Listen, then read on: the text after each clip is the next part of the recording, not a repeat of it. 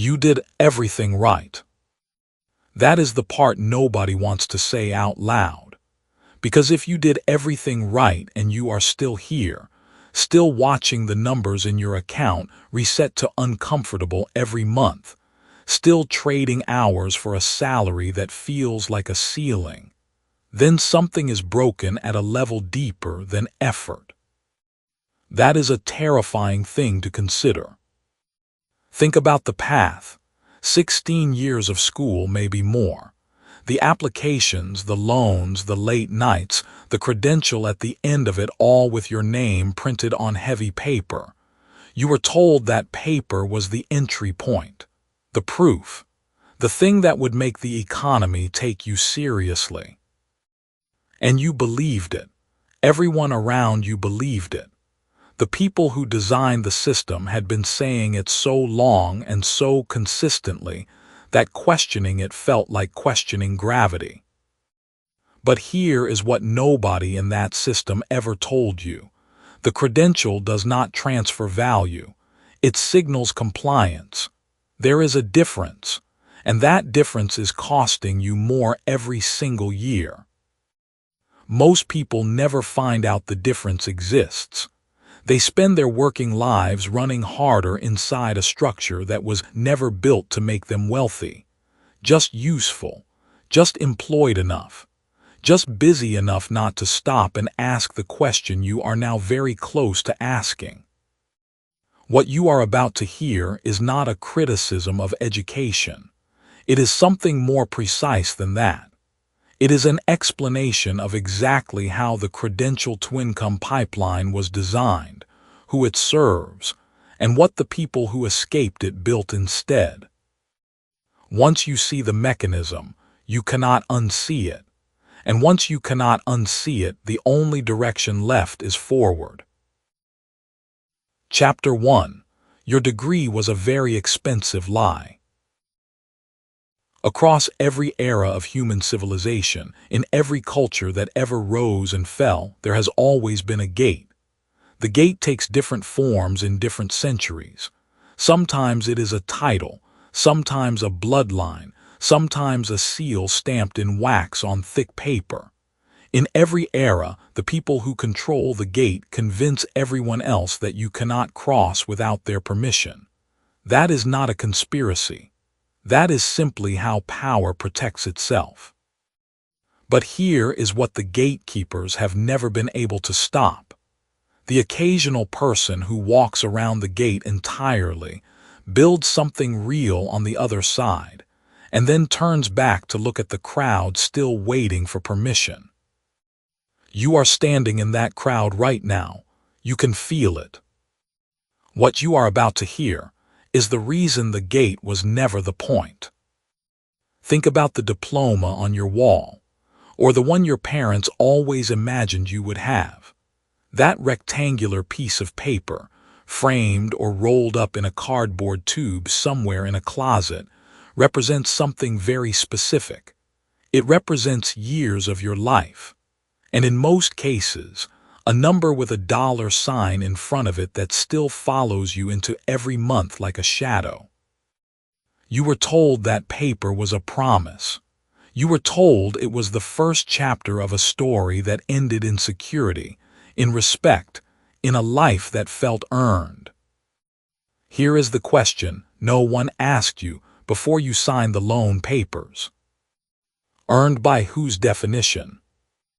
That question is going to matter more than almost anything else in this book. Hold on to it.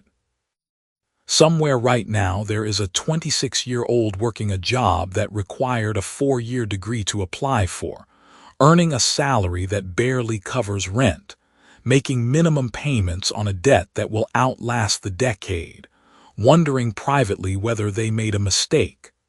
The cruelest part is not the debt.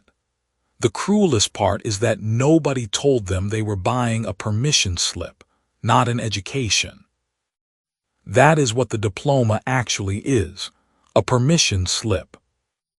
A document that tells a hiring manager you are safe to consider. It does not certify that you can solve problems. It does not certify that you can generate revenue. It does not certify that you can think clearly under pressure, or lead people through uncertainty, or spot an opportunity and move on it before someone else does. It certifies that you sat in the right rooms for the right number of years and did not cause too much trouble. That is what the credential system was built to produce, and it produces it very efficiently. The system was not designed for your financial freedom. It was designed for someone else's workforce. Now, before you feel the pull to defend the degree you earned or the one your family sacrificed for, stay with this. This is not an argument against learning. This is not a case for ignorance. The distinction matters, and it is precise. Learning and credentialing are two completely different transactions. The modern world has sold them to you as if they were the same product. They are not. Here is a name that will come up again in this book, not as a hero to worship, but as a data point that demands explanation. Richard Branson dropped out of school at 16. Dyslexic, restless, told by at least one teacher that he would either end up in prison or become a millionaire. No degree, no credential, no permission from any institution. What he had was something no university could issue him and no employer could rank on a resume rubric. He understood people. He understood what they wanted before they could name it. He understood that value is not certified. It is demonstrated. Branson is not the exception that proves the rule. He is the proof that the rule itself is wrong. Return to your actual circumstances at that point 3 years back. What did you believe about how money was supposed to work? Did you believe the path was linear, that each credential would stack neatly on top of the last like rungs on a ladder, and if you just kept climbing, you would eventually arrive somewhere that felt like enough? Most people believed that. Most people were taught that with sincerity by people who also believed it. The problem is not that your teachers lied to you. The problem is that they were operating from a map that was already out of date. The credential 𝗜𝗠𝗣𝗢𝗧𝗔𝗡 pipeline made sense once. There was a period, roughly the middle decades of the 20th century, when a degree was genuinely rare. The piece of paper did carry specific economic weight because so few people held it. Supply was low. Demand was high. The math worked. But something happened over the following decades. The system expanded. Colleges grew. Loans became easy to access. The credential spread, and as it spread, the economic signal it carried became diluted. When everyone has a degree, the degree stops meaning what it once meant. The price of the credential did not fall to match. The price kept rising. Only the return quietly collapsed. What no one told you is that you were buying into a market at its absolute peak. Now the average graduate holds a degree in a field where entry-level salaries have barely moved in 15 years. Carrying debt that has tripled in that same window, applying for jobs where the credential is simply the floor, the minimum, the thing that gets your name into the pile. It does not get you the job. It does not get you the raise. It definitely does not get you the financial independence you were quietly promised when you filled out the application at 17. There is a man named Marcus who grew up in a mid-sized city in the industrial Midwest, the kind of city where the factory jobs his grandfather relied on had mostly disappeared by the time Marcus was born. His mother worked 2 jobs. His father was absent. The one thing every adult in his life repeated like a shared prayer was that education was the way out. So Marcus did everything right. Community college first, then a transfer to a 4-year state school, marketing degree. graduated with $38,000 in debt and a grade point average that would have impressed any hiring manager willing to look at it. He sent out 93 job applications in the 6 months after graduation. He received 11 responses. He took the best offer, a marketing coordinator role at a regional insurance company, $41,000 a year, a job that used approximately 4% of what he had spent 4 years learning. Marcus sat at that desk for 2 years. And here is what happened in those 2 years that no professor ever told him would happen. He started noticing something. The people around him who earned the most money were not the most credentialed. His boss had a degree. The regional director had 2 degrees. But the outside consultant changed his view of everything. She came in twice a year, spent 3 days with the team, and left with a check Marcus accidentally saw on an invoice. What she had was not another credential. It was a portfolio website, a specific reputation in one narrow niche, and the ability to solve a problem the company could not solve without her. No credential, just capability that could not easily be replaced. Marcus started paying attention to what she actually did. That single shift in attention changed everything for him. But we will come back to Marcus later, because what he figured out next is the core of something this book calls the invisible transcript. And it is the thing most people who break out of the credential trap discover on their own, usually years after they should have been told. The invisible transcript is not a document. It is not something you submit to anyone. It is the real record of what you can actually do, the skills you have built, the problems you have solved, the value you have created for other human beings. Here is the revelation that the credential system never wants you to reach. The invisible transcript is the only thing the market actually pays for in the long run. The diploma on the wall is the thing that gets you in the room. The invisible transcript is the thing that determines what you earn once you are there. Further on, we turn toward an argument about the relationship between risk and financial security that overturns the common assumption. When that becomes clear, it starts changing every practical decision you make about where to put your time. But for now, stay here. Stay with this image. The diploma on the wall, the permission slip you were sold as a promise.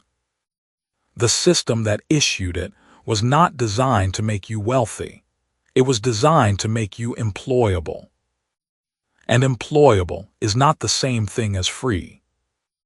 The question this chapter leaves you with is the one that will drive everything that follows. If the credential was never the source of real economic value, what is? Chapter 2. What school actually taught you about money? You already know the answer. That is the problem. You have been carrying the answer to a question nobody asked you. Meanwhile, the question that actually matters, the one about where real economic value comes from, has been sitting in the room with you, unanswered for years. The previous chapter left you with it. If the credential was never the source of real economic value, what is? Hold that question.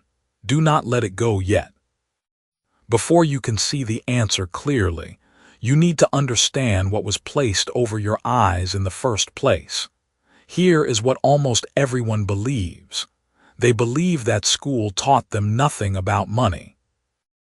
They say it with a kind of frustrated pride, as though the gap in the curriculum was an accident, a careless oversight by people who simply forgot to include the important lessons.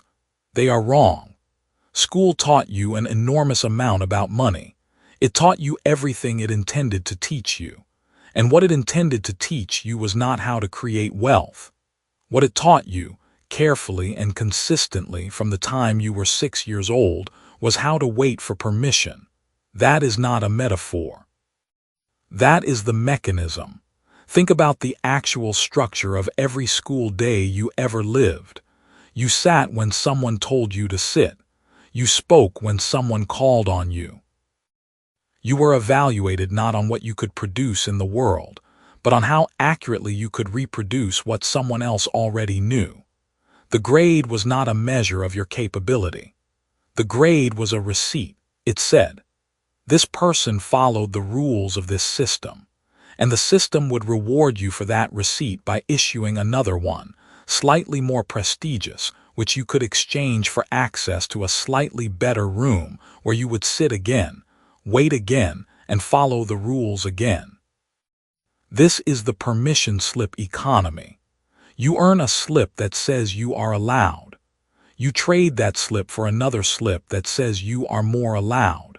And at the end of the road, you hold a very expensive slip that says a large institution has certified you as ready.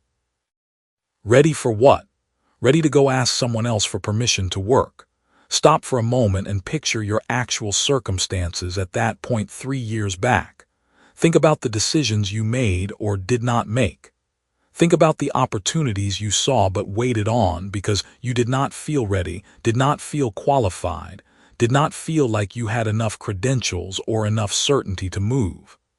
Ask yourself honestly, how much of that waiting was really caution, and how much of it was conditioning?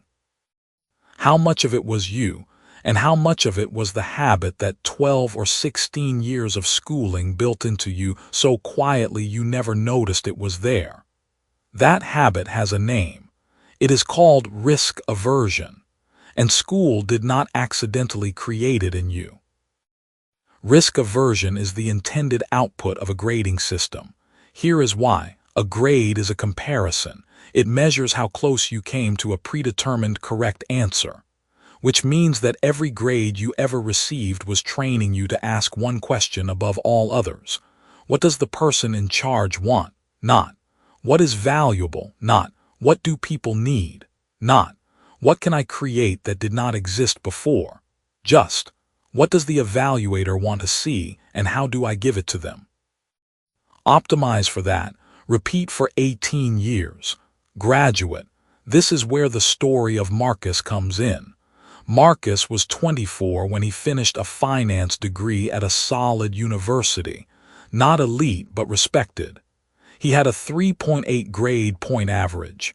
He had done everything right. His parents drove 4 hours to watch him walk across a stage, and his mother cried and his father shook his hand and said, "You are set now." Marcus believed him. He believed the work of becoming someone was finished. He believed the credential would now do the remaining work on his behalf. He applied to 41 positions over 7 months. He heard back from 9. He interviewed with 4. He received one offer at a salary that required him to take a second job on weekends to cover his student loan payments. He took it because what else do you do? He had followed every rule. He had earned every slip. He sat at a desk in a building he had not chosen, doing work he had not designed, waiting for someone above him to notice and promote him, which was simply another version of waiting for a grade. 3 years later, Marcus was making 12% more than his starting salary. His manager had told him he was on track. On track for what exactly, Marcus could not quite say. What broke the pattern was not ambition. It was a collision. A friend of his, someone who had dropped out of the same university 2 years in, called him about a problem she was having with her small logistics business. She needed someone who understood financial modeling. She could not afford to hire a firm. She offered Marcus equity in exchange for part-time help, which at the time felt like a reckless thing for both of them. Marcus spent 6 weekends building her a model. The model saved her company about $40,000 in misallocated costs in the first year. His equity stake, 18 months later, was worth more than 3 years of his salary combined. Marcus did not transform. He did not unlock anything. He simply applied existing skill directly to a market problem without a permission slip in sight. And the market paid him accordingly. Let one beat pass on that before moving on, because the lesson is not the one you might expect. You might think the lesson is that equity beats salary, or that small businesses are hidden gold mines, or that networking is the real secret. Those are all downstream of the actual thing. The actual thing is this. The game Marcus had been playing his entire academic life was GPA optimization. It had one evaluator, one scoring system, and one correct answer per question. The game Marcus accidentally stepped into that weekend was market value creation. It had no evaluator. It had no rubric. It had only a problem, a person with that problem, and the question of whether you could solve it well enough that they wanted to pay you. These are not two versions of the same game. They are opposing cognitive systems. And here is the part that matters most. The skills that make you exceptional at GPA optimization actively work against you in the second game. In the first game, the highest performing behavior is to identify what the evaluator wants and execute it precisely. In the second game, the highest performing behavior is to identify what the market needs and invent a response that does not exist yet. The first game punishes wrong answers. The second game only rewards right ones. These feel similar, but they are structurally opposite. In the second game, there is no penalty for an answer that is simply not valuable enough. You try, you adjust, you try differently. That cycle, that willingness to act without certainty of approval, is exactly what GPA optimization trained out of you. And here is the thing nobody says out loud. It was trained out of you on purpose, not through malice, through design. The purpose of formal education at its economic core is to produce workers who are reliable, certifiable, and replaceable. Workers who wait for instructions. Workers who ask what the rubric requires. That kind of worker is enormously useful to a certain kind of economy. But that kind of worker almost never builds wealth of their own, because wealth is not built by following rubrics. Wealth is built by seeing what the rubric has not accounted for and filling that space. There is something else school gave you that you may not have named yet. Call it the invisible transcript. The grades were visible. The credential was visible. But running alongside those, logged in every interaction and every choice, was another record entirely. Every time you chose the safe answer over the honest one, every time you optimized for the grade rather than the understanding, every time you asked what will be on the test instead of what is actually true, that went somewhere. It shaped you, not your knowledge, your relationship to risk, your relationship to uncertainty. Your reflex when you are standing at the edge of something you cannot predict. That invisible transcript does not show up on your resume, but it shows up every day in how you decide, in whether you send the email or wait, in whether you propose the idea or hold it back, in whether you start the thing or keep preparing to start the thing. The open question from the start of this chapter, the one about where real economic value actually lives, is worth answering now.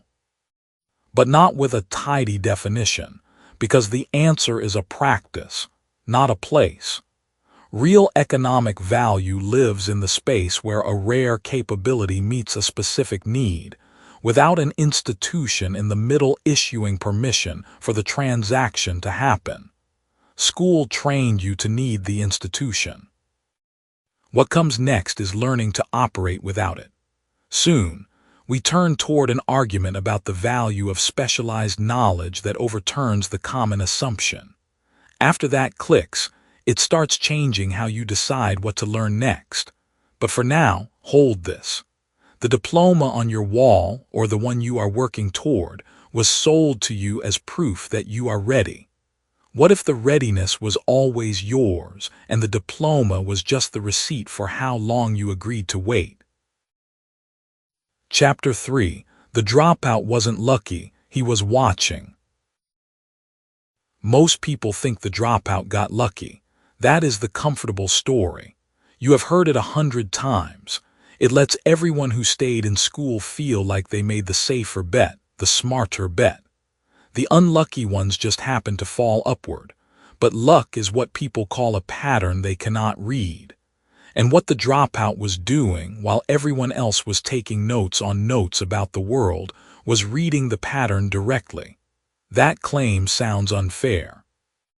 It sounds like the revisionism people apply after someone becomes rich, scrubbing the chaos from the origin story until it looks like vision. It is not. The pattern was visible before the money came. Before the magazine covers and the press releases and the word billionaire got attached to a name, there was a person in a room, watching something everyone around them was trained to overlook. That is not luck. That is a specific skill. And the reason most people never develop it is that the system they trusted to prepare them was, by design, teaching them to look somewhere else. This chapter is about how that watching works. By the time it ends, you will understand why the dropout's real advantage was never the freedom of leaving. It was what leaving forced him to see. There is a question sitting underneath that paragraph from the last chapter, the one about the diploma being a receipt for how long you agreed to wait. Here is the question it raises. What exactly were you waiting for permission to do? Hold that. We will come back to it. His name, for the purposes of this story, is Marcus. Not a famous name, not a name you will recognize. That is the point. Marcus was 17 when he noticed something that 3 professors at the local college had apparently never noticed, or had noticed and decided was not their job to teach. Marcus grew up in a mid-sized city where one industry ran everything. His father worked in that industry. His uncles worked in that industry. The assumption in his house, spoken and unspoken, was that he would eventually work in that industry too. Probably after doing what you were supposed to do, finish school, get a credential, stand in the line, wait your turn. Marcus enrolled in a business administration program at 19. He lasted 14 months. He did not leave because he was failing. He left because he was bored in a specific way that disturbed him, a way he could not yet name. Every week, he sat in classrooms where instructors described markets using examples that were 3, 5, sometimes 10 years old. The case studies were historical artifacts. The frameworks were inherited from people who had built them to explain things that had already happened. And meanwhile, something was occurring right outside the classroom window, not metaphorically, literally, that none of the curriculum acknowledged. The industry his father worked in was contracting. Not slowly. Fast.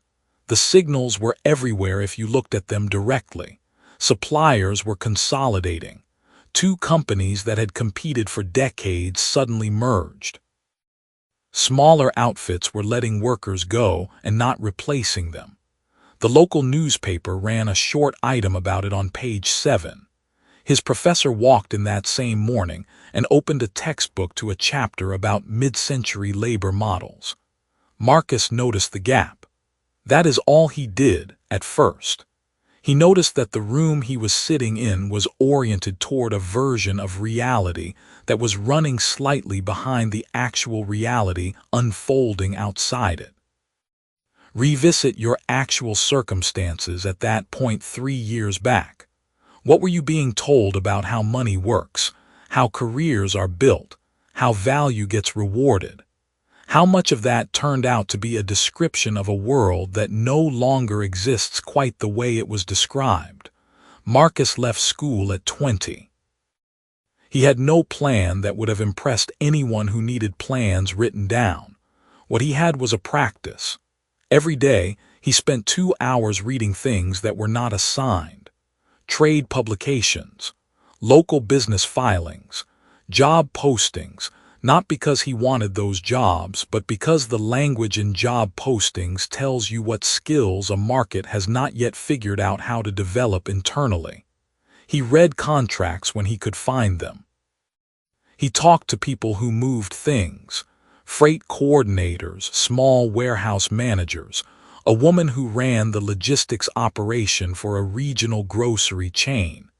He asked them all the same question in different forms. What problem do you have that you cannot hire your way out of? That is not genius. That is methodology.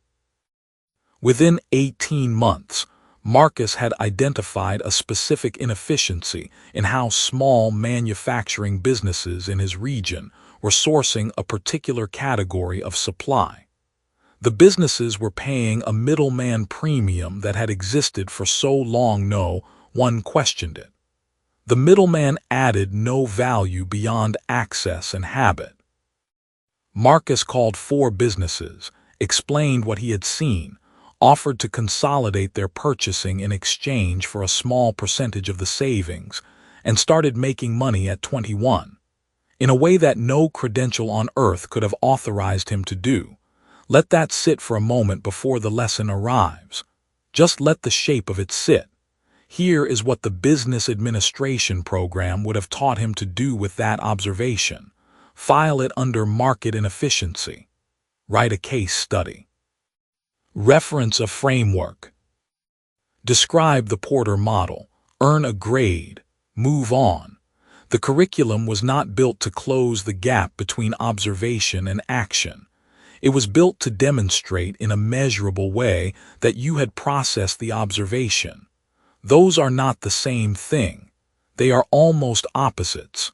The dropout archetype that Marcus represents is not about intelligence.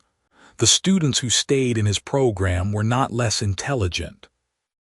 Several of them were sharper, faster, better at the particular game the institution was scoring. But the institution was scoring a game that had very little to do with reading a market in real time. It was scoring retention, synthesis, articulation within approved frameworks. And the students who were best at that game were, in a quiet but consequential way, becoming less able to see what Marcus saw. This is the core of what the credential 𝗜𝗠𝗣𝗢 pipeline does to you. It does not steal your intelligence. It redirects it. It trains your attention toward a curated version of reality as it has been categorized, historicized, and made examinable.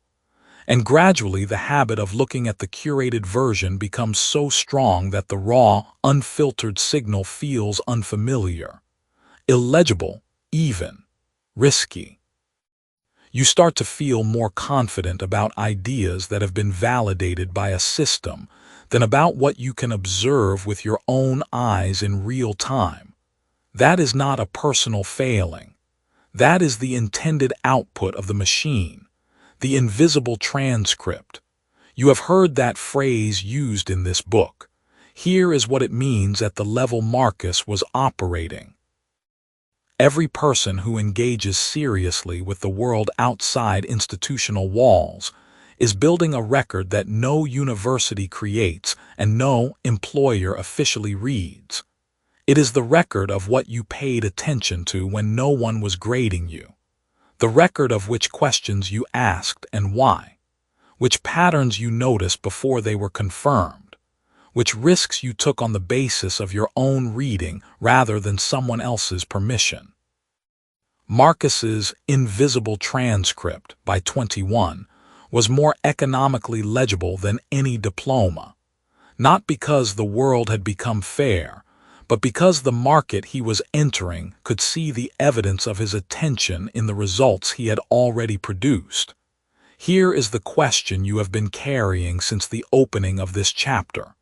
What exactly were you waiting for permission to do? Most people, if they answer honestly, are waiting for permission to be taken seriously. They are waiting to be seen as credible, competent, worth listening to. The diploma was sold as the instrument that would grant that. Stand in the line, earn the credential, and then the world will stop asking you to prove yourself. That was the deal. And the reason so many people feel a quiet but persistent betrayal right now, even if they cannot name it, is that the deal did not hold. The credential arrived and the world kept asking. The loan payments started and the room at the table did not automatically appear. Marcus never waited. Not because he was fearless. He was afraid regularly, practically every week of those early years. But he understood intuitively what took him years to articulate. The market does not care what institution vouched for your attention. It only cares what your attention has actually produced. Later on, we turn toward an argument about how skills get monetized that overturns the common assumption. Once you grasp that turn, it starts changing how you decide what to learn and when. For now, here is what this chapter resolves to. The dropout was not special. He was not uniquely gifted or blessed with circumstances no one else could claim. He had cultivated one capacity that the system around him systematically discouraged: the ability to study reality directly, in real time, without waiting for it to be translated, approved, and handed to him in a format designed to be graded. He bypassed the interpreter. And in doing so, he arrived at the signal before the crowd that was still waiting for the official version. Studying a curated map of the territory is not the same as reading the territory. The people who built their entire economic identity on the map are now discovering, some slowly, some all at once, that the territory moved while they were studying the page. What would you see, right now, if you stopped looking at the map? Chapter 4. Credentials signal obedience, not competence. Something is being subtracted from your life right now, not in a sudden, visible way, quietly.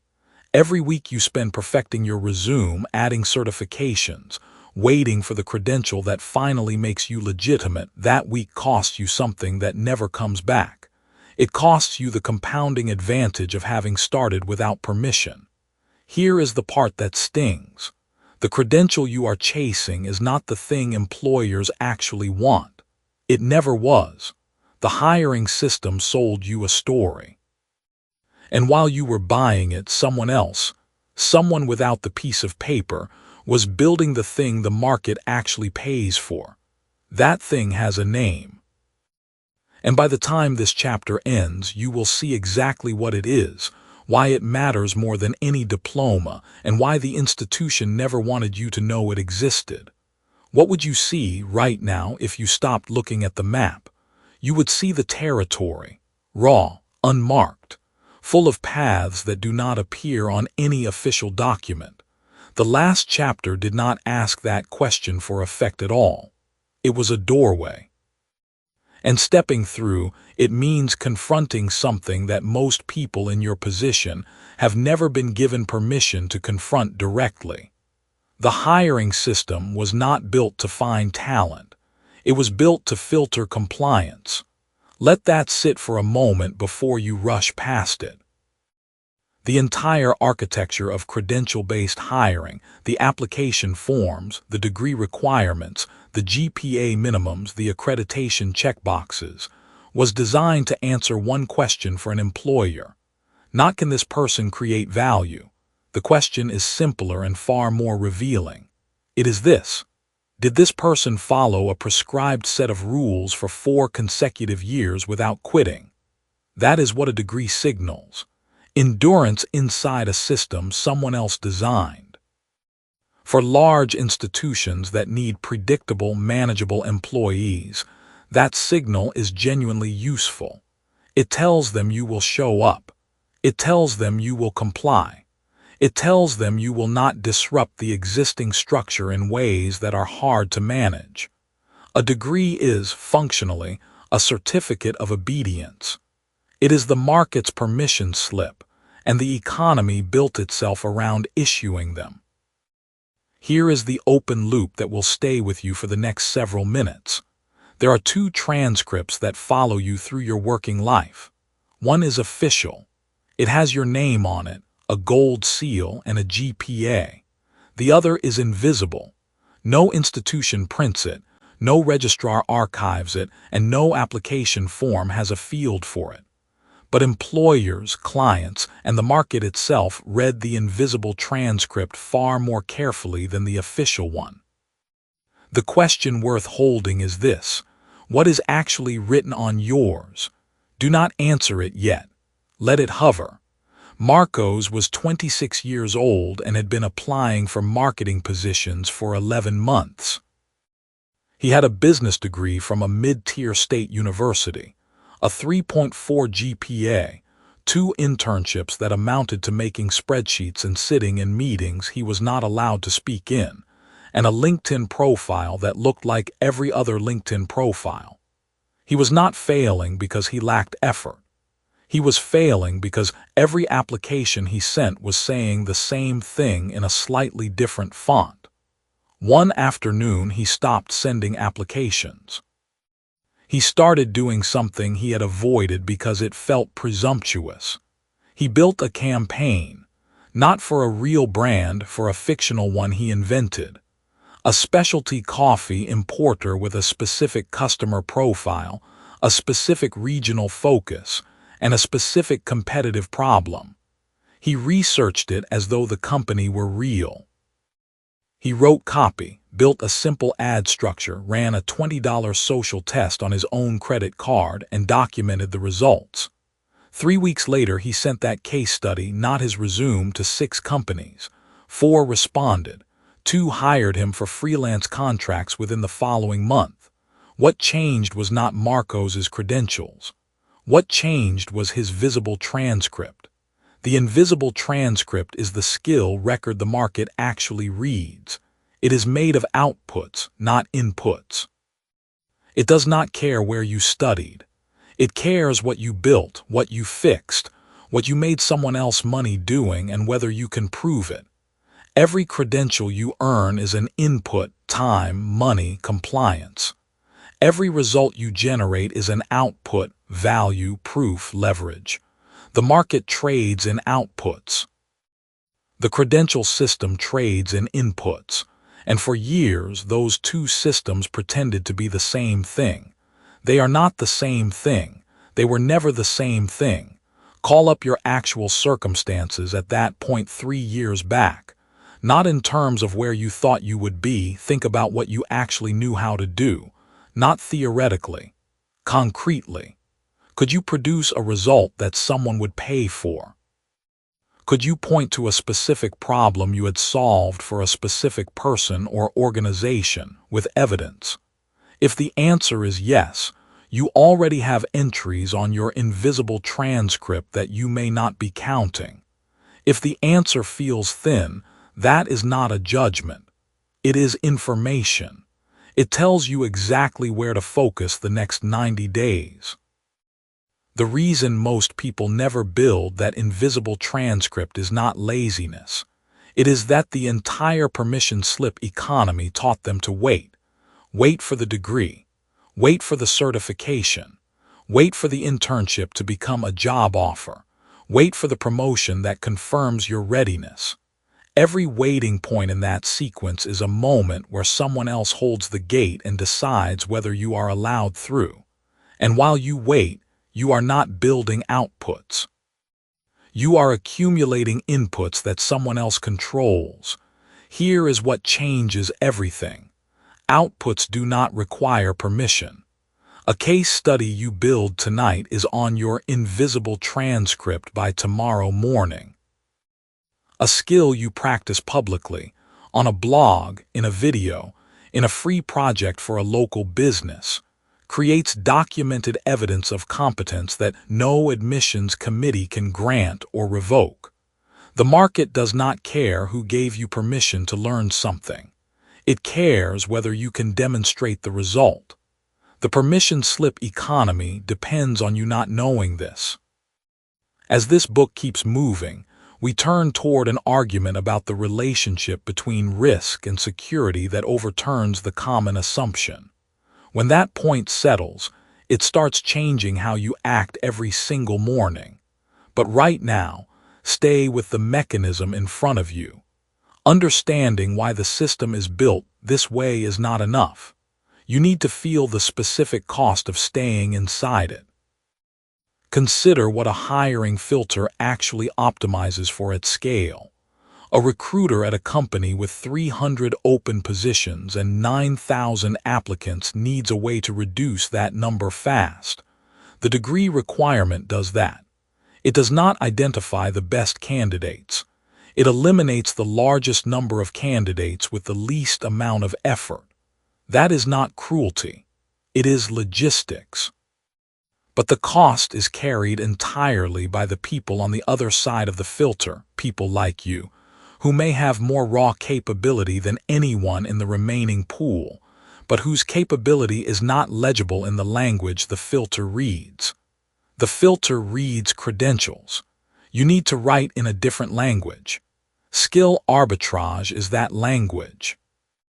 Arbitrage in its simplest form means finding a gap between where value is low and where it is high, and moving across that gap faster than the market adjusts. In financial markets, that gap closes in milliseconds. In the labor market, that gap stays open for years. Why? Because the credential system actively trains people to ignore it. It tells you the highest value path is the certified one. It tells you competence must be validated before it can be deployed. And because almost everyone believes this, the people who do not, the ones who build the invisible transcript deliberately and early, walk into gaps the size of doorways while everyone else is queued at the official gate. You do not need to be extraordinary to take advantage of this. You need to be slightly earlier than the crowd. Close the loop now. Remember the question from several minutes ago, what is written on your invisible transcript? Here is how to read it honestly. Forget your resume. Forget your degree. Think only in outputs. What have you made that someone used? What have you fixed that was broken? What have you explained so clearly that it saved someone else's time or money? What have you built, even imperfectly, that exists in the world right now because you put it there? Those outputs, whether polished or rough, paid or unpaid, are your actual transcript. The gap between that transcript and the credential on your wall is the gap between what the market will pay you now and what it could pay you within a year if you started building deliberately today. The diploma on the wall promised security. What it delivered was legibility inside a system that was already becoming less relevant the moment you graduated. The invisible transcript promises nothing. It only proves. And proof, in a market flooded with credentials and starved for results, is the rarest thing you can offer. A degree tells an employer you can follow rules for 4 years. Your invisible transcript tells the market what you can do starting now. What is it saying? Chapter 5. The market pays for scarcity, never certificates. The rarest skill you own is worth more than every degree you will ever earn. That sounds like the kind of comfort people offer when they want you to feel better about dropping out. It is not comfort. It is economics. The market does not hand money to people because they completed something. It hands money to people because they can do something that almost nobody else can do. Here is the tension hiding in plain sight. Most people spend the first 2 decades of their adult life becoming more certified and less rare. They study the same curriculum as 10,000 other students, graduate into the same applicant pools, compete for the same posted positions, and wonder why the pay stays flat.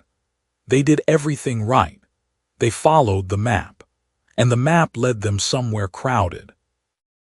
This chapter is about why that happens and how you stop letting it happen to you, not by dismissing what you already know, by locating the skill you have that the market can barely find anywhere else. That question the last chapter left you with, what is it saying?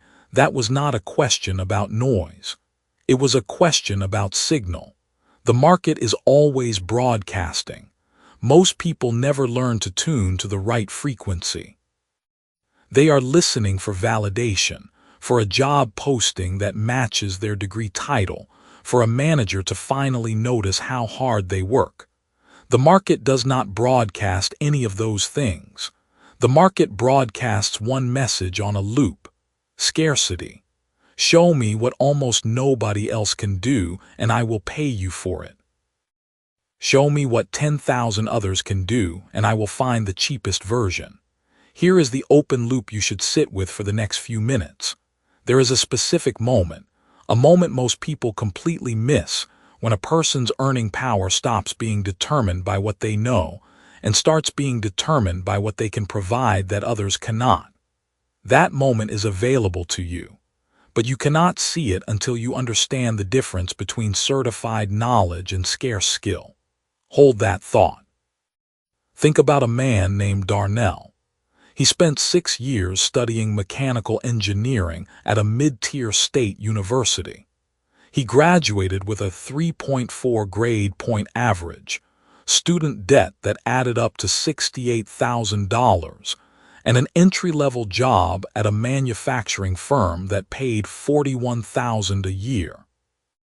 He was surrounded by people with the same degree, the same skills on paper, and the same manager telling them all the same thing: keep your head down, prove yourself, and the raises will come. Darnell did keep his head down. He proved himself. He waited. 3 years in, he received an $800 raise and a performance review that said he was a solid contributor. He was indistinguishable from the 6 other engineers in his row. That was the problem, not that he was bad at the work. He was good at it, but good at a common thing earns common pay. What changed Darnell's life had nothing to do with going back to school. On weekends, Darnell had been doing something no one at the firm knew about. He had been teaching himself parametric design software, a specialized tool that the older engineers found confusing, and the younger ones had never bothered to learn because it was not part of the standard curriculum. He learned it the way people learn things they are genuinely curious about, messily and obsessively, spending Saturday mornings watching forums and rebuilding practice files from scratch. He was not trying to be strategic. He just found it interesting. Within 8 months, he could do things in that software that no one in his department could do at all. The moment that became visible, the moment a project came in that required exactly that capability, Darnell went from solid contributor to indispensable. His rate changed. His title changed. More importantly, the way people talked to him changed. He was no longer interchangeable. And the market does not negotiate hard with people it cannot replace. That is skill arbitrage, not a complex theory. The simple act of building competency in an area where demand exists and supply is thin. Darnell did not become rare by accident, but he also did not become rare through formal study. He became rare by doing the work no one else was bothering to do. The gap between what a market needs and what certified candidates can actually provide, that gap is where leverage lives. Now here is what the credential 𝗜𝗠𝗣𝗢 pipeline never tells you. Certification is designed to reduce scarcity. Think about what a degree program actually is at its operational core. It is a system designed to take a large number of people and bring them all to the same knowledge level. Standardization is the point. The university is not trying to produce rare individuals. It is trying to produce reliable graduates, and a reliable graduate is, by definition, common. The credential signals that you cleared a threshold. It says you are not below the line. It says nothing about whether you are different from the other 50 people who also cleared that same line. What pays is being different. What pays is the thing you can do that sits at the intersection of real market demand and near total human scarcity. Stop for a moment. Bring to mind your actual circumstances at that point 3 years back. Think about the skills you were building then, intentionally or by accident, and ask yourself which of those skills became something fewer and fewer people around you could match. Not all of them. Maybe only one, maybe half of one, but somewhere in your last 3 years, if you were paying attention, you picked up something that started to feel slightly uncanny even to you. The thing you did that made someone else say, "How did you do that so fast?" Or, "Where did you learn that?" That reaction, that small flash of surprise in another person, is the market telling you something important. It is pointing at your invisible transcript. The invisible transcript is the record of everything you have learned that no institution graded and no employer formally recognized. It lives in the hours you spent doing something because you had to, or because you could not stop yourself. It is in the problem you solved for a friend that would have cost them $500 if they had hired someone else. It is in the system you built to make your own life less chaotic that turned out to work better than anything the standard tools offered. Most people dismiss their invisible transcript as hobbyist noise. They say things like, "Oh, I just figured that out on my own," or "It is not something I could put on a resume." Those people are measuring their skills against the wrong instrument. The resume is a credential document. The market is not a credential reader. The market is a scarcity detector. Here is the question that will sharpen everything. What is the rarest thing you can do versus the most credentialed thing you can do? These two things are almost never the same thing. Your degree or certification represents the thing you were trained to do alongside thousands of others. Your rarest skill is the thing you developed in the margins, the thing you fell into, the thing that kept showing up in your life because you were slightly better at it than everyone around you.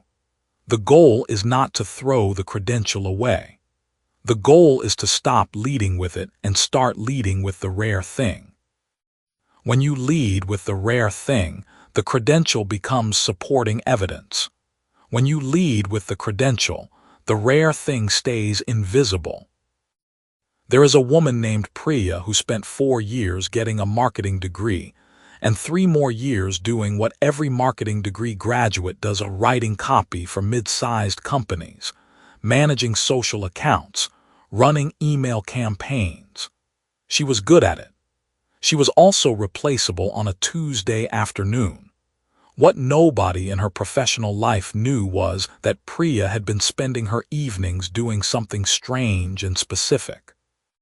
She had been mapping the language patterns of customer reviews across product categories, looking for the exact phrases that appeared in 5-star reviews versus 2-star reviews, building a kind of emotional vocabulary for different buyer types. She was doing it because she found it fascinating, the way a certain kind of person finds patterns fascinating. She never called it anything. She never gave it a title. But when she finally started talking about what she was doing, not on a resume, in a conversation, the response she got was immediate. People leaned forward. Nobody else was doing that. Nobody was teaching that. There was no degree for it. And because there was no degree for it, there was no line of certified candidates competing for the work it produced. Priya stopped being replaceable the day she stopped hiding the thing that made her irreplaceable. This is the revelation that the permission slip economy does not want you to reach. The permission slip economy runs on your belief that you need institutional authorization before your skills count. It needs you to feel that what you learned informally does not fully qualify. That you should take one more course, earn one more certificate, add one more credential before you offer yourself to the market seriously. Every month you spend in that waiting room is a month your rarest skill sits unpaid and unseen. The permission slip is a delay mechanism. The market does not issue them. Only institutions do. And institutions, as you have already started to see, are in the business of making common what was once uncommon. Monetizable scarcity beats certified abundance. Say that again in your own head. The fewer people who can do what you do, the more you earn. Not the fewer people who have what you have on paper, the fewer people who can actually do the thing. The market does not scan your wall. It watches your hands.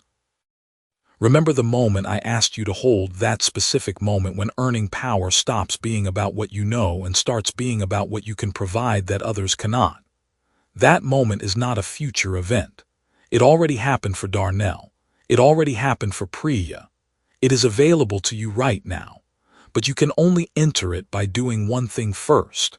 You have to look honestly at what you are rare at, not what you are certified in. You have to read your own invisible transcript. In a later section, we turn toward an argument about how skill becomes wealth that overturns the common assumption. After that really registers, it starts changing how you price yourself. But first, you need to answer the question that is waiting for you in the next chapter. If scarcity is the mechanism, what is the delivery system? Chapter 6. Stop learning, start building the proof. You are losing ground right now, not because you are lazy, not because you are unintelligent.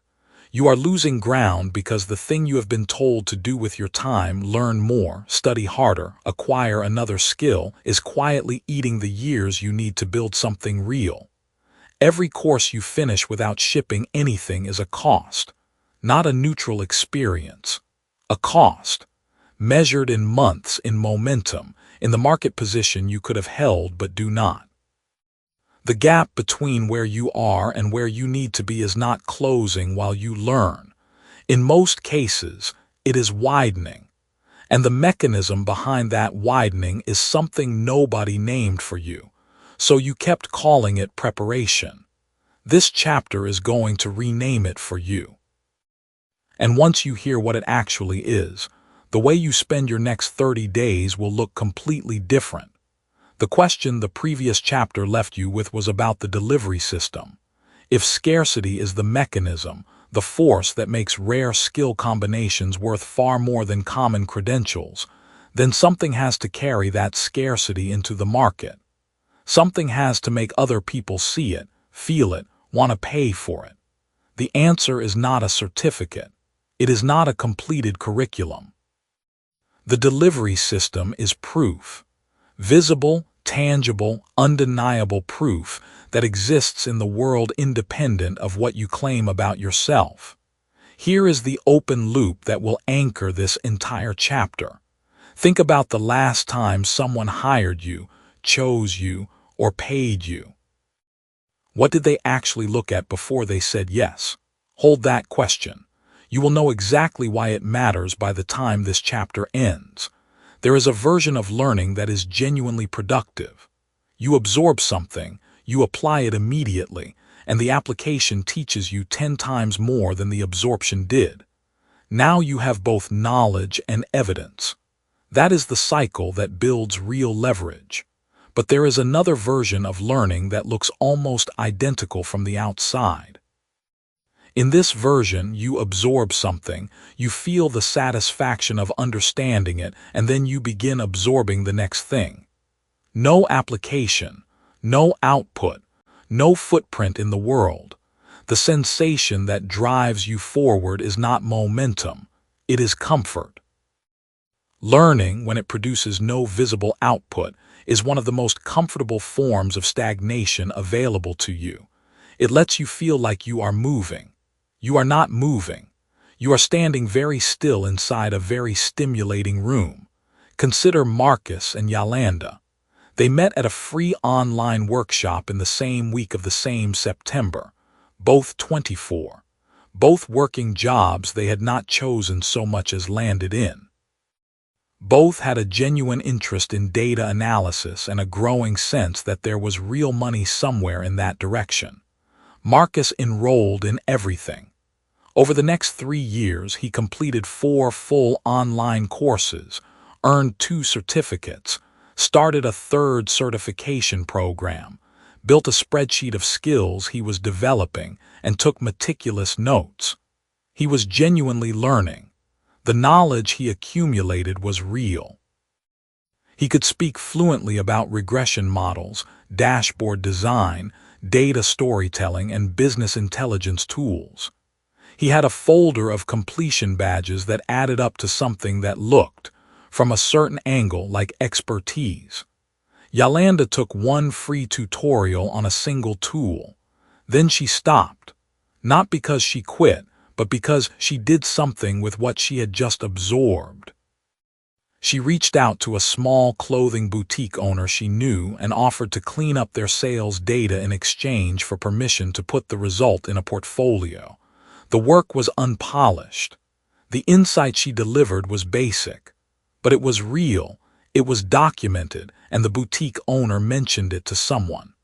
3 weeks later, Yolanda was doing a paid project for a restaurant group. That project was also imperfect. She documented it anyway.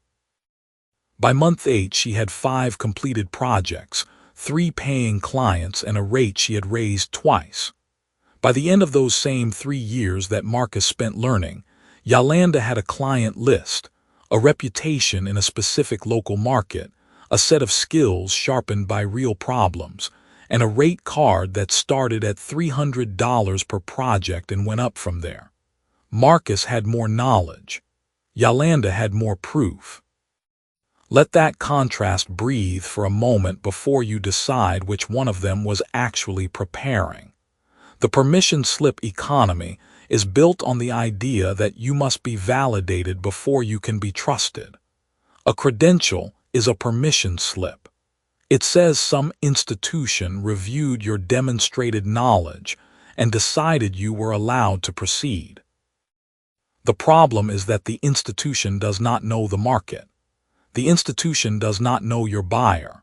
Your buyer does not care what the institution decided.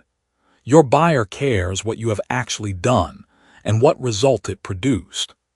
And if you have spent 3 years earning permission slips from institutions while producing 0 work your buyer can examine, you have spent 3 years building trust with an institution that your buyer has no relationship with. Go back to your actual circumstances at that point 3 years back, the skills you were going to build, the plans that existed as plans, the things you told yourself you were working toward. How much of what you spent time on in those 3 years produced something another person could point to right now, not something they could be told about? Something they could see, interact with, assess, and decide to pay for. If the honest answer is very little, that is not a character flaw. That is a design flaw in the system that told you preparation was the work. Preparation is not the work. The work is the work. Before long, we turn toward an argument about expertise, specifically about how long it takes to build something credible enough to charge for that overturns the common assumption. When you see it, the contradiction will resolve in a way that permanently changes how you price your time. But for now, stay with this. The invisible transcript, that accumulation of real-world output, client results, problems solved under pressure, iterative improvements made in public, is the only transcript your market actually reads. A hiring room reads your resume and hears your claims about yourself. The market reads your work and forms its own conclusion. The market's conclusion is the one that determines your income. This is why portfolio evidence in the market destroys a resume in a hiring room every single time. Not sometimes. Every single time. Here is how that destruction happens.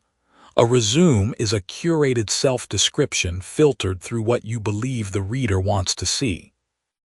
It is, by design, a sales document that hides weakness and front-loads strength. Every resume in the pile does the same thing, so the reader has to guess. They are making hiring decisions based on a stack of similarly structured self-promotions, and they know it. Which is why they discount every claim and reach for credentials as a sorting mechanism, not because credentials are reliable, but because they are consistent.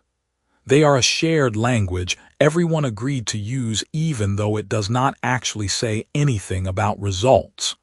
Portfolio evidence does something different. It makes the claim and shows the proof in the same breath. When you can point to a project someone paid for, a problem you solved with your hands and your mind, a result that exists independently of your description of it, you have removed the guessing from the equation. The buyer does not have to trust your word. They are reading your work. They are forming their own conclusion. And that conclusion, because it was self-generated rather than sold to them, carries a conviction that no resume pitch can produce. The person who built badly and visibly from month one has something the person who studied quietly for 3 years cannot manufacture retroactively. They have a record. A record is not just evidence of skill. It is evidence of willingness to be wrong in public, willingness to iterate, willingness to trade comfort for contact with the actual market. Those 3 traits are rarer than any technical skill. The market pays for them at a premium because most people will not do them. Most people will not ship something they are not sure is good enough. And because most people will not, the ones who do are instantly scarce. This is where skill arbitrage becomes visible. Not in the acquisition of rare knowledge, but in the willingness to deploy imperfect knowledge into the world before you feel ready. The gap between what you know and what you ship is where your economic leverage is either built or abandoned. Every day that gap stays wide, your knowledge depreciates while someone else's portfolio compounds. Now close the loop. Think back to the last time someone hired you, chose you, or paid you. What did they actually look at before they said yes? If you are honest, it was almost certainly something you had done before. A result, a reference from someone who had seen you work, a sample of something you had made. It was not your credential, it was your record. The hiring room might have required the credential to let you through the door. But the decision, the real decision, was made on evidence of output. The credential was a filter. The work was the answer. This means you do not need to wait until you know more. You need to stop waiting entirely. The next skill you acquire means almost nothing unless you deploy it inside 30 days of learning it. Not perfectly. Not in a way you are proud of. In a way that exists. In a way someone outside your head can see and respond to. That response, even if it is a refusal, even if it is a correction, even if it is a client who tells you exactly what was wrong, is worth more than another 6 months of studying the same skill in private. You are not behind because you lack knowledge. You are behind because your knowledge has no address in the world yet. Give it one. The next chapter answers the question that builds on this one. If the proof you build is what carries your value into the market, what determines how much that value is worth once it arrives? Chapter 7. Design your invisible transcript right now. The proof you build matters more than the diploma you earned. That sounds like the kind of comfort people offer when they want you to feel better about not finishing school. It is not comfort. It is the operating principle of every market that has ever paid real money for rare work. The credential tells a hiring manager you sat through something. The proof tells a client you can do something. Those are not the same signal. The market does not treat them the same way. Here is what no one told you when you were filling out applications or signing loan papers. The market does not actually care what you know. It cares what you have already done with what you know. The difference between those two things is the difference between a promise and a record. And records, unlike promises, pay. So the question this chapter answers is the one the last chapter set up. If proof is what carries your value into the market, what are you actually building proof of? And where does anyone go to find it? That question has been sitting unanswered long enough. Let's close it now. Think about the last time you got hired for something, or paid for something, or trusted with something important. What made the other person say yes? It was not the name of your school. It might not have even been your resume. It was almost certainly something you said you had done, or something they could see you had already done. A project, a result, a piece of work they could look at with their own eyes and evaluate. That moment of yes is not random. It follows a pattern. And once you understand the pattern, you can engineer it deliberately instead of waiting for it to happen by accident. There is an unanswered question under everything that follows all the way through. There is a specific three-part structure, 3 questions you answer about yourself in sequence. That produces what you can legitimately call your invisible transcript. Not a resume, not a portfolio in the traditional sense. Something more precise and more powerful than either of those. You are going to understand exactly what it is before this chapter ends. But first, you need to understand why most people never build one, even when they have the raw material to do it. The reason is permission. Most people are waiting for an institution to certify their skill before they feel allowed to claim it. They took a class in data analysis, but they will not say they are a data analyst until someone gives them a title. They built a website for a friend, but they do not list themselves as a web developer because no company has officially called them one yet. They have been living inside the permission slip economy so long that they have stopped noticing the walls. The permission slip economy runs on a simple lie, that your skills are not real until a credentialed institution acknowledges them. Once you see that lie for what it is, it loses its hold. But seeing it is not enough. You need a replacement structure. You need the invisible transcript. A woman named Renata worked for 6 years as an office manager at a mid-size logistics company in Cincinnati. She handled vendor contracts, managed a team of 4, built tracking spreadsheets that reduced shipping errors by 30%, and trained every new hire who came through the operations department. Her official title was office manager. Her official salary reflected that title. When she left the company and began looking for her next role, she described herself as an office manager with 6 years of experience. She heard back from almost no one. Then a former colleague suggested she stop describing her title and start describing her results. She rewrote everything. She said she had built internal systems that cut operational error rates by nearly 1/3. She said she had designed and delivered onboarding programs that reduced new hire training time from 3 weeks to 11 days. She listed the dollar value of vendor contracts she had personally negotiated. Within 6 weeks, she had 3 offers. The highest one was 40% above her previous salary. Nothing about her actual skills had changed. The only thing that changed was what she made visible and how. Let that sit for just a second before you move forward. Renata did not go back to school. She did not earn a new certification. She did not wait for anyone's permission. She built her invisible transcript by learning to describe the trail of value she had already left behind her, in language the market could actually read. That is the whole game. That is what you are about to do. Here is the framework, 3 questions. You answer them in order. The answers become the bones of your invisible transcript. The first question is, what can you do that most people in your immediate circle cannot? Not what you studied, not what your job title says. What can you actually do? This is your skill inventory, and the instruction here is to be ruthless about specificity. Not "I'm good with people." That is vapor. Something like, "I can run a difficult conversation between two people who both think they are right and get them to a workable agreement without either of them feeling like they lost." That is a skill. It has edges.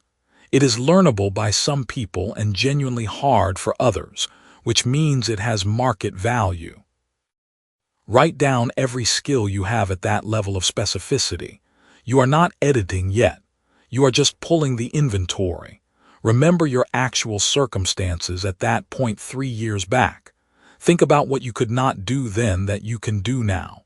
Think about the problems people bring to you, the things friends ask you to help with, the moments at work when someone turns to you specifically because you are the one who handles that kind of thing. Those are signals.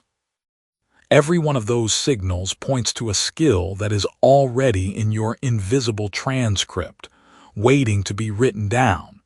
The second question is, what is the rarest application of that skill you have ever actually executed? This is where most people undersell themselves dramatically. They list the skill at its most common and boring level, but the market does not pay average prices for average applications. It pays for the edge case, the hard version, the situation where that skill was most tested. If you can write clearly, fine. But can you write clearly under a 6-hour deadline about a topic you had never touched before, for an audience that knew the material better than you did, and have the result praised by that audience? That is a different claim. It is a more specific claim. Specific claims create trust in a way that general claims never will. So for each skill you listed, find the hardest, rarest, most precise deployment of it you have ever pulled off. Write that down next to it. The third question is the one that actually builds the transcript in public. How do you create a record of this skill and its rarest application in a format that someone who has never met you can find, read, and evaluate? This is not about social media in the shallow sense. It is about output. It is about leaving something behind that carries your capability forward in time, into conversations you are not in, into rooms you have not entered yet. A documented case study. A written breakdown of how you solved a specific problem. A short recorded explanation of a process you have mastered. A public result tied to your name. One piece of concrete output for each skill at the level of its rarest application, in a format a stranger can access. That is what builds the invisible transcript. Not degrees, not titles, output. This is skill arbitrage at its most practical. You are taking something you already possess and repositioning it at its highest and rarest application, then making that positioning visible to markets that will pay for it. The credential 𝗜𝗠𝗣𝗢𝗧 pipeline told you the path ran through institutions.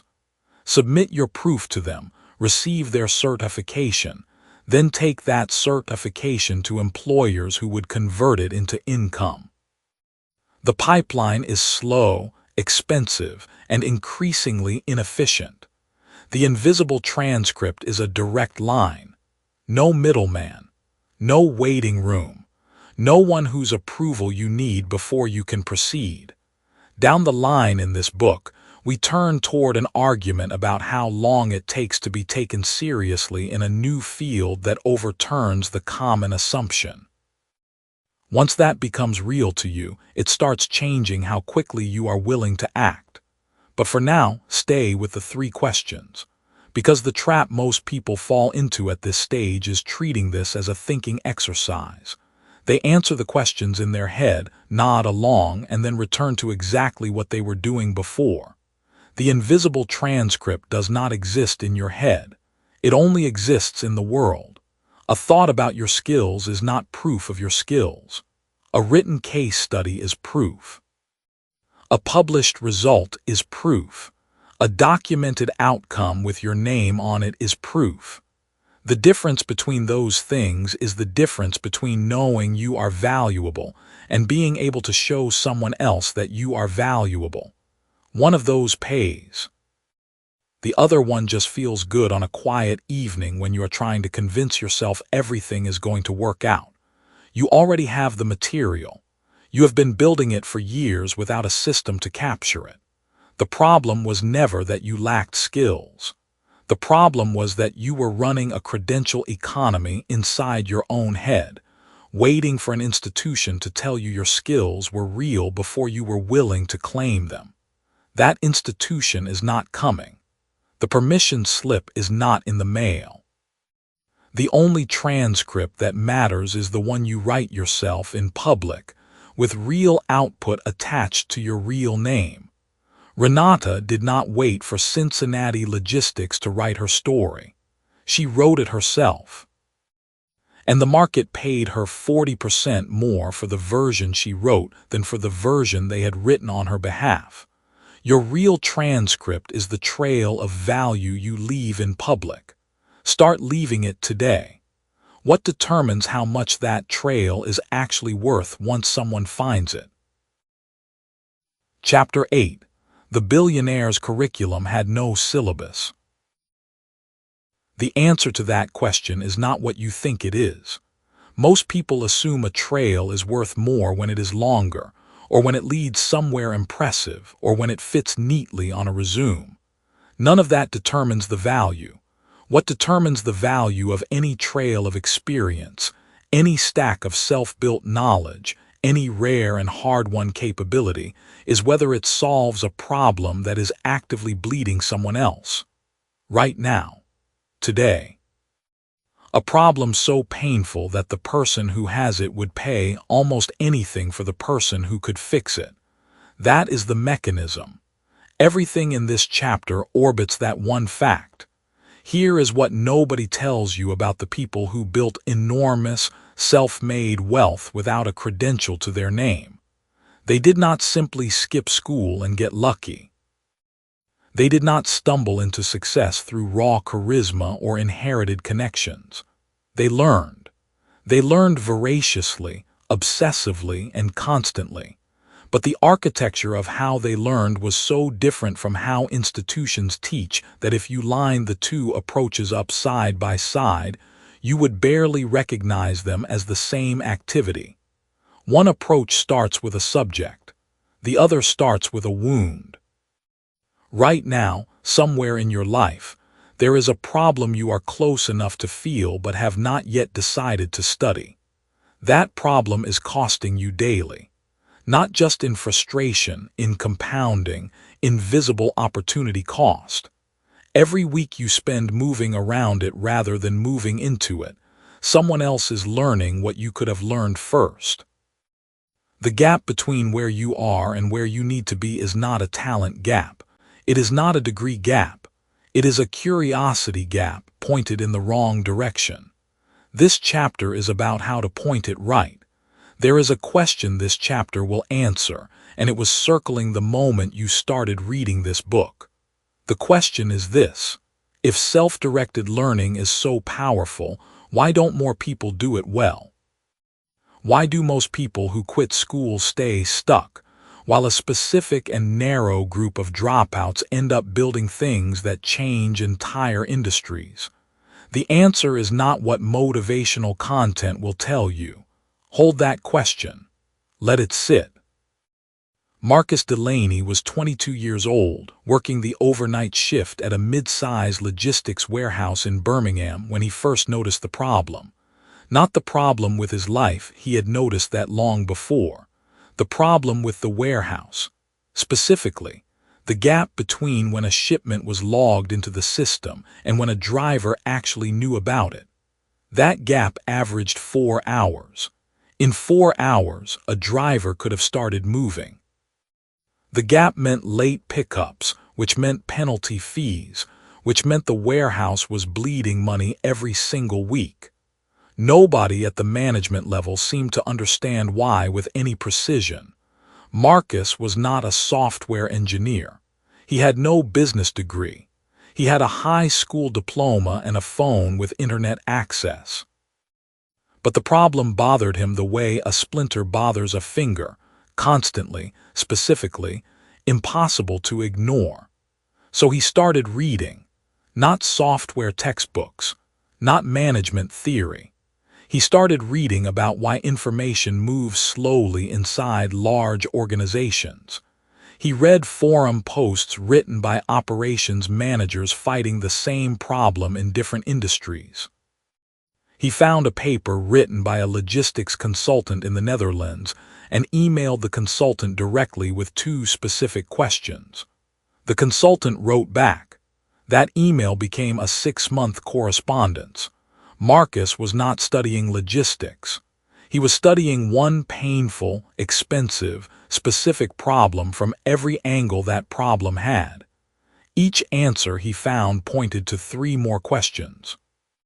Within 14 months, he had built a simple notification protocol that cut the warehouse's information lag from 4 hours to 11 minutes. The manager credited it with saving the company over $200,000 in the first year. Marcus did not save that company. He had simply decided that the wound was interesting. Notice what did not happen in that story. Marcus did not wait for permission to investigate the problem. He did not enroll in a class. He did not consult a syllabus that told him what to learn before he was allowed to act.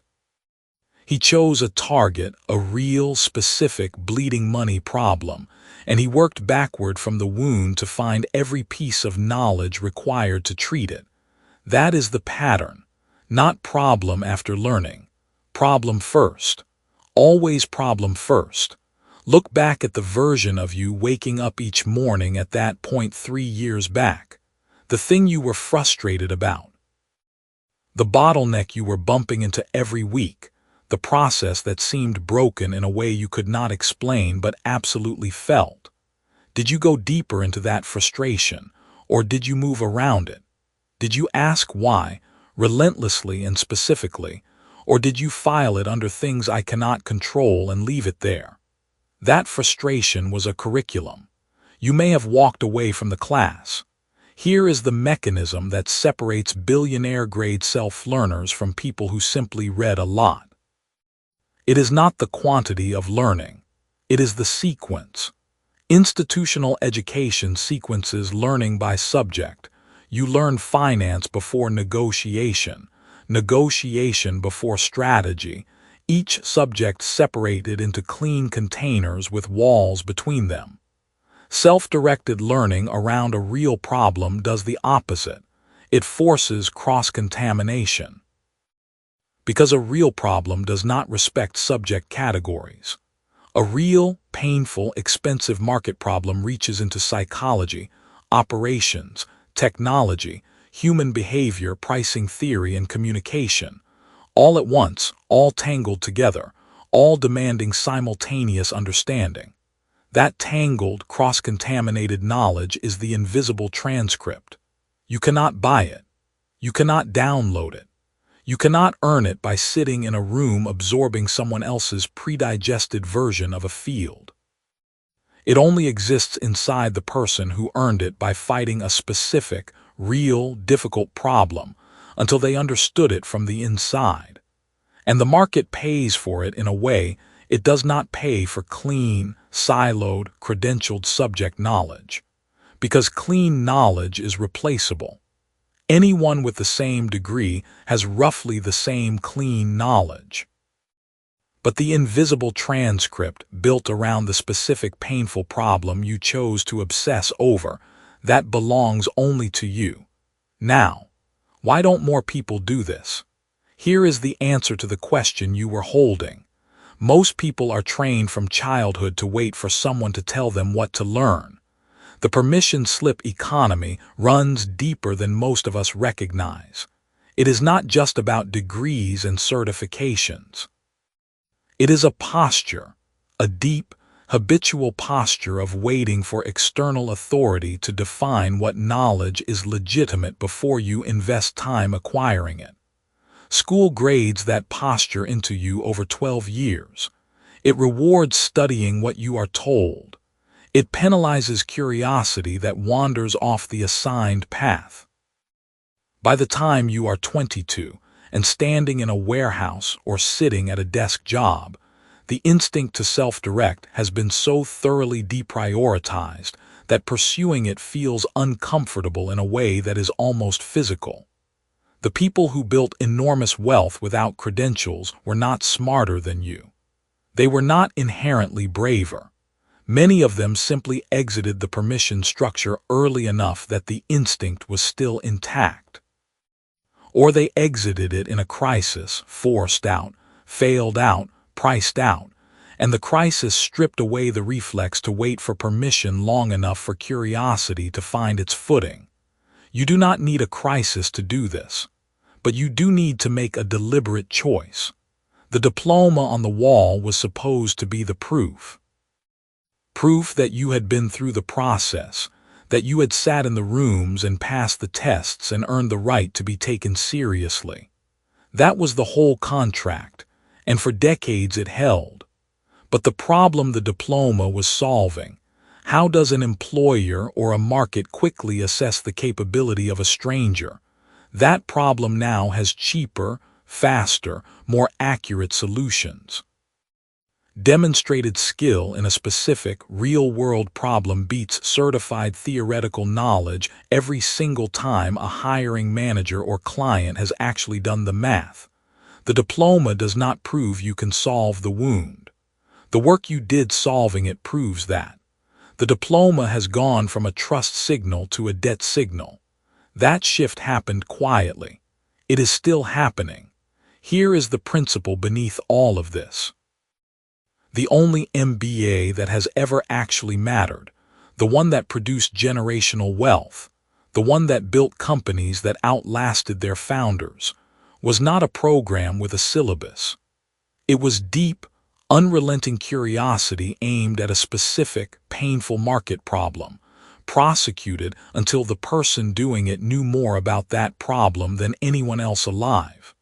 Every textbook they read because the problem demanded it.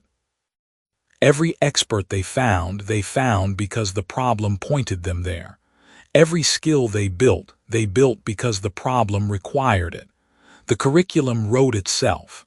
The problem was the professor, and the credential it issued was not a diploma. It was the result. Skill arbitrage only works when the skill is rare enough to command a premium. Rare skills do not come from popular curricula. They come from problems that most people found too uncomfortable to stay inside long enough to understand.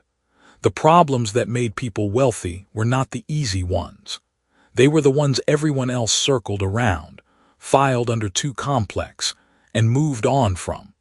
The people who stopped and stayed and kept asking why, they earned something that cannot be replicated or transferred by any institution on earth. The question you need to ask yourself is not what should I study?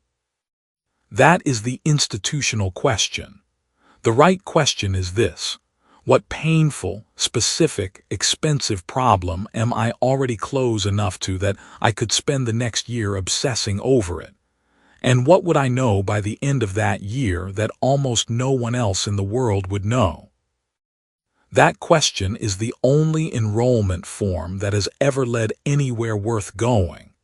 In the next chapter, you will discover something that directly contradicts what most people believe about how rare skills are monetized. And when that contradiction resolves, it will change how you price everything you know how to do. Chapter 9. You were never a student, you were a builder. There is a pattern that repeats across every generation of human commerce. In every era when old structures collapse and new ones rise, a small number of people make a quiet, almost invisible decision. They stop waiting for someone to hand them proof of their worth. They stop measuring themselves against the standards that the previous generation built to protect the previous generation's advantage.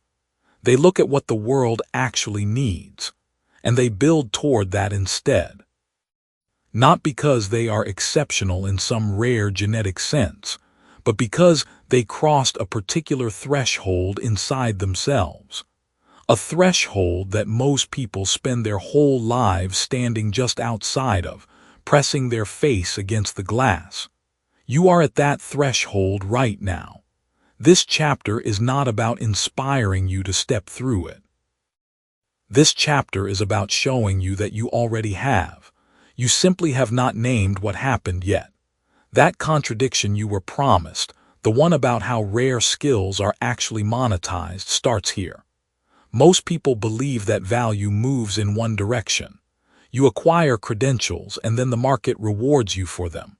You earn the degree, get the certification, pass the exam, and then money flows toward you as a natural consequence of that sequence. It sounds logical. It is, in fact, a story that was written for you before you were born, by institutions that needed you to believe it in order to keep themselves funded. The credential twin-come pipeline is not designed to make you wealthy. It is designed to make you dependent. Return to the version of you waking up each morning at that point 3 years back. Think about what you thought qualified meant. Think about whether you were measuring your own worthiness in terms of what some external body had or had not confirmed about you. Most people in that position are not lazy. They are not stupid. They are simply operating inside a framework that was never built to serve them. The framework was built to process them. Here is the contradiction that cracks it open. The market does not pay for credentials. The market pays for outcomes, and outcomes are produced by builders, not students. A student consumes knowledge and waits to be assessed. A builder consumes knowledge and immediately asks one question: what can I construct with this? That is not a small semantic difference. That is the single most important reorientation you will make in your working life. There is a name for what you carry that no institution ever stamped and certified. It is called the invisible transcript. Every real skill you taught yourself at 2 in the morning. Every problem you solved without a rubric. Every time you figured something out because you had no other option. Every freelance job. Every side project. Every moment where you made something work with fewer resources than the task technically demanded. None of that appears on a transcript that any university prints. All of it appears on the one that the market reads when it decides what you are worth. The diploma on the wall was supposed to be the symbol of arrival.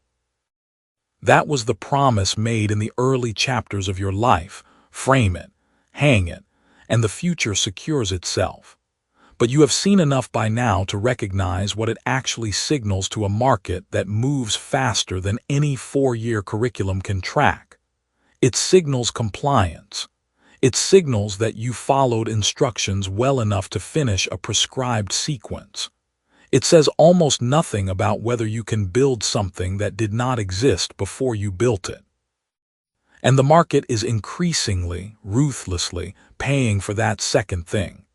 Consider a woman named Priya. She spent 11 months studying graphic design through a combination of free tutorials, cheap online courses, and a second-hand book she bought for $3. She built a small portfolio by offering to redesign local businesses' menus and signage for nearly nothing, just to get the reps. By month 12, she had 6 paying clients.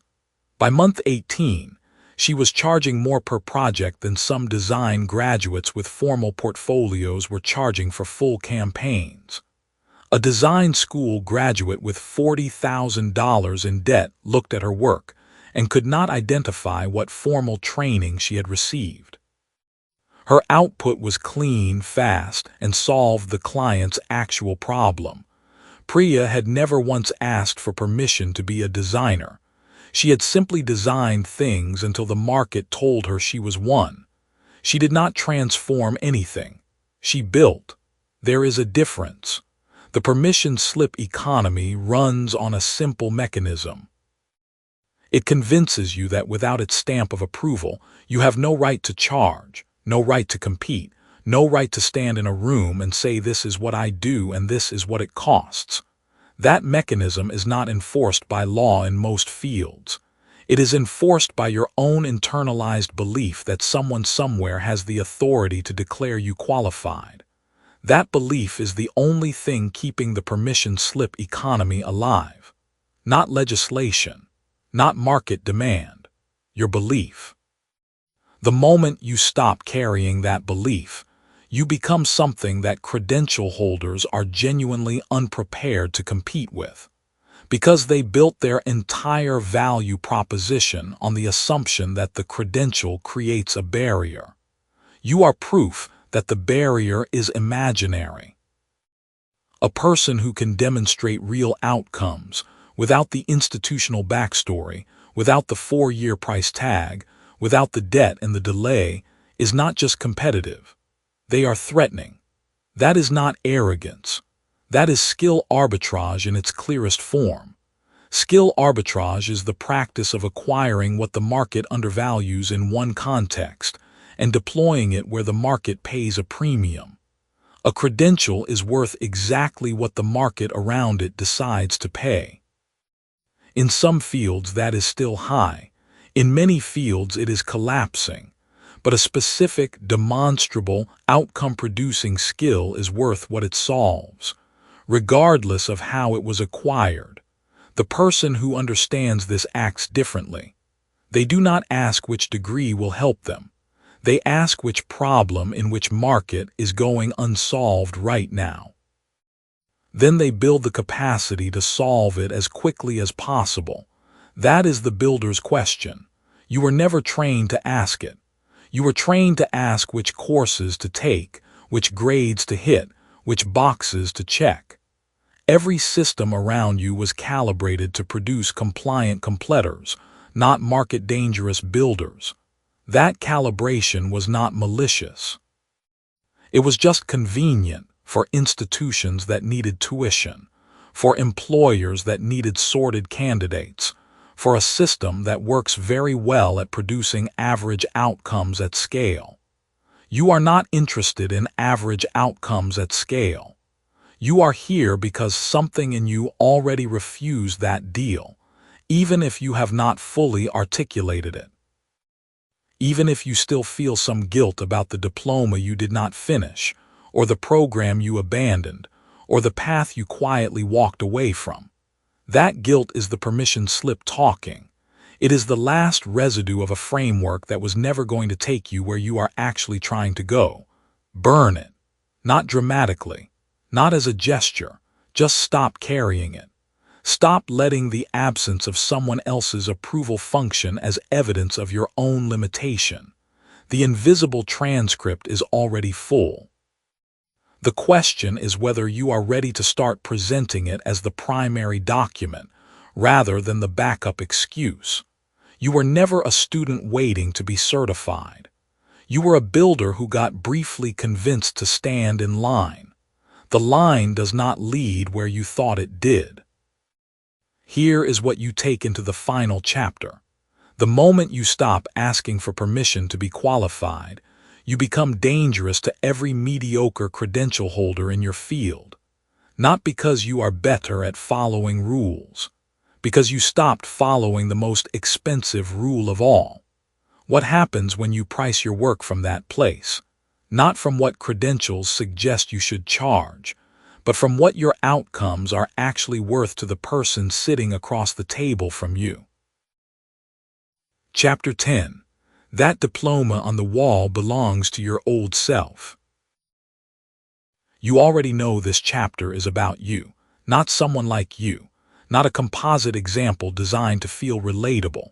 You, the person who has spent real years doing real work, building real capability and still catches themselves glancing at that piece of paper on the wall or remembering it in a drawer somewhere, as if it were the thing that makes everything legitimate. That reflex is what we are here to address, not the diploma itself. The reflex.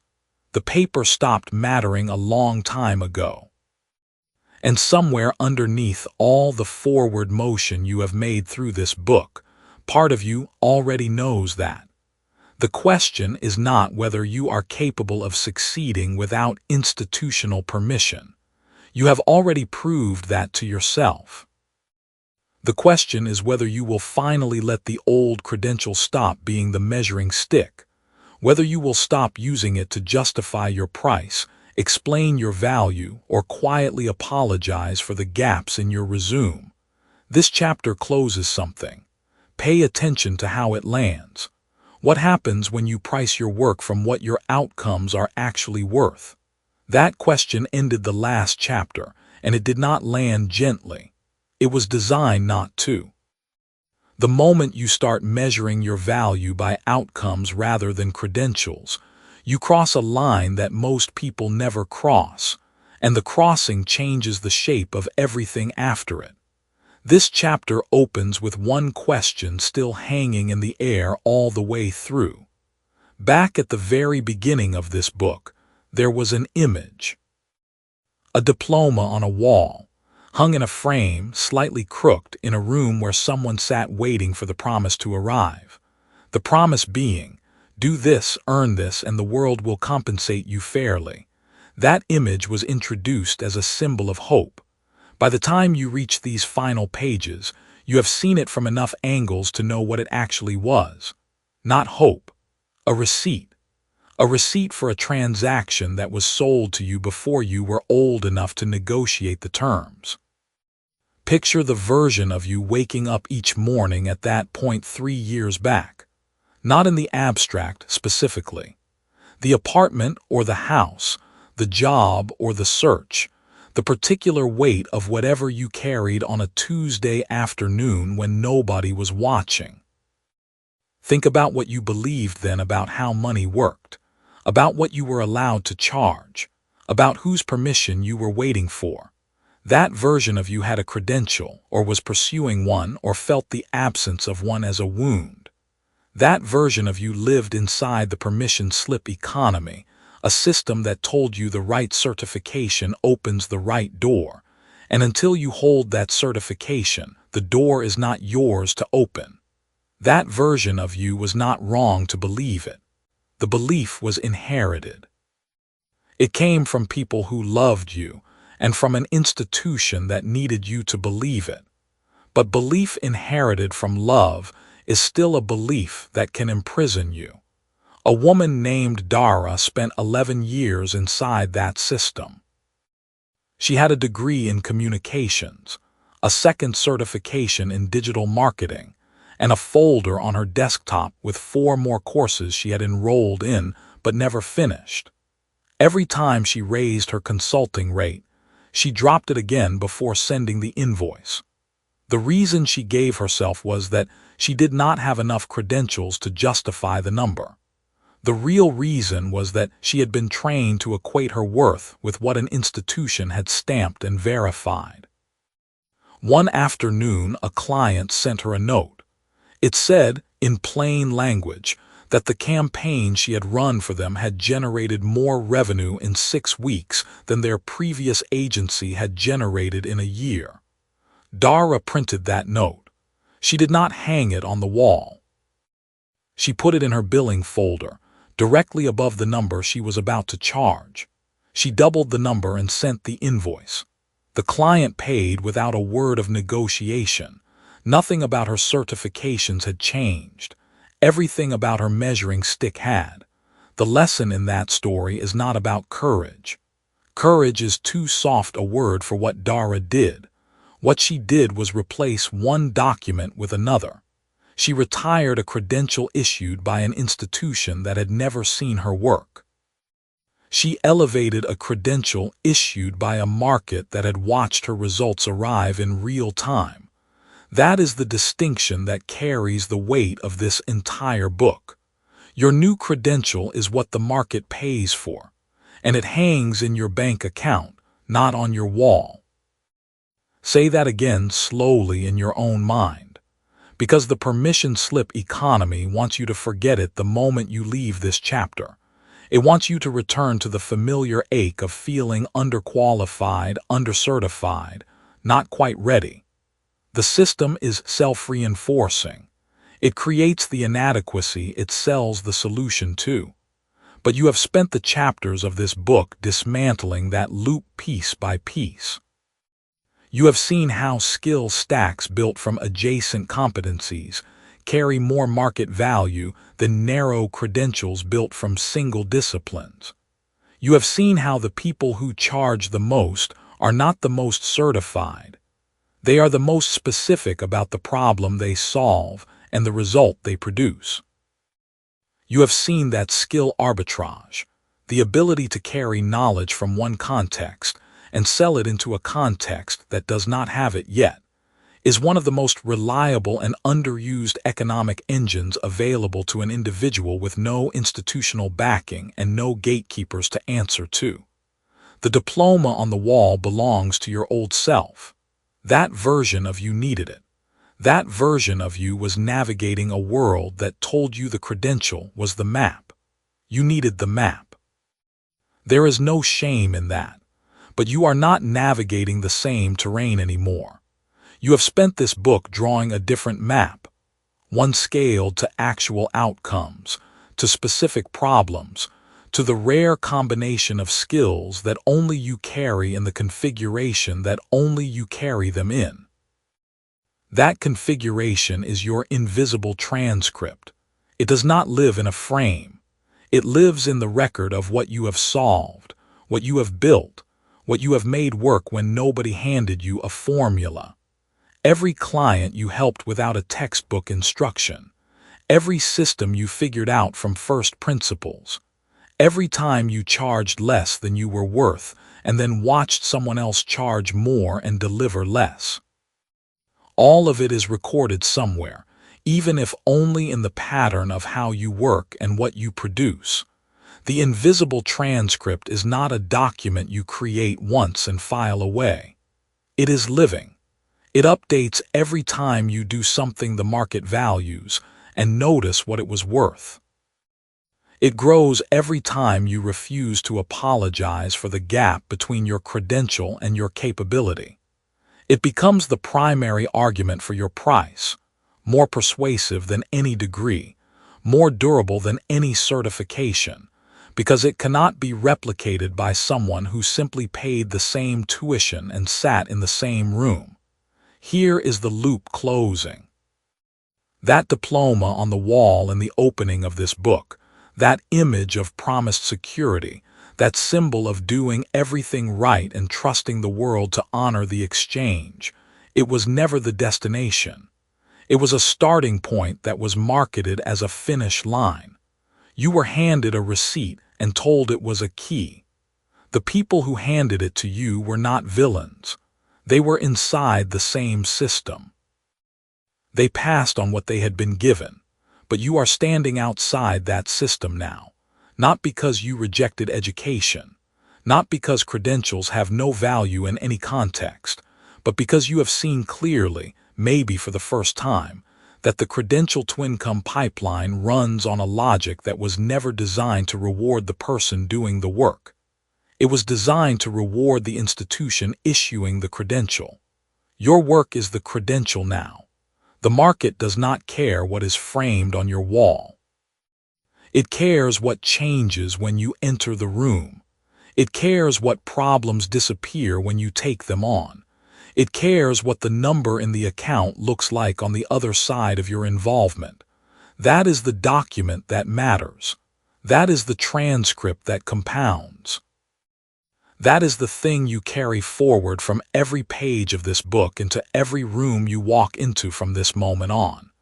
You came into this book feeling, somewhere in the back of your thinking, that a piece of paper might be standing between you and the money you deserved. You leave it knowing the paper was never the wall. You were.